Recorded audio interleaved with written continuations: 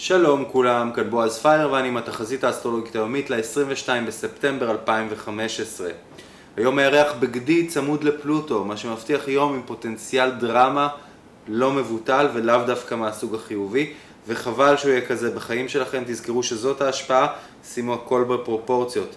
לא רק זה גם יום מצוין בגלל הצמידות הזאת לפלוטו, לעבודה פנימית, להתבוננות פנימית ולחשבון נפש. לא סתם אנחנו עומדים בערבו של יום כיפור, הכל מתחבר.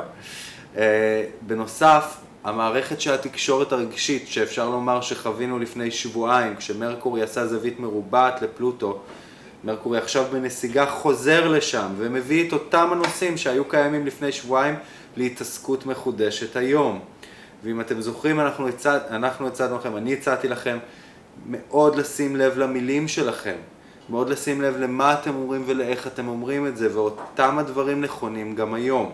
אם לא עשיתם טעות אז, אין סיבה שתעשו אותה היום. מה שעוזר ונותן קצת קונטרה לכל המצב הלא כך נחמד הזה, זה שהשמש עושה זווית יפהפייה משושה לשבתאי, מה שגורם לנו להיות בוגרים מהרגיל, לעבוד נכון מהרגיל, ולתת קונטרה לכל מה שדיברנו עליו קודם. תתחברו לשמש הזאת, תהיו אתם בעצמכם בוגרים מהרגיל, תלכו קדימה ותעבדו נכון, שיהיה לכם יום קל, כיפור קל, ולמי מכם שצם שיהיה צום קל, ואני אראה אתכם אחרי הצום. תודה רבה שהייתם איתי ולהתראות.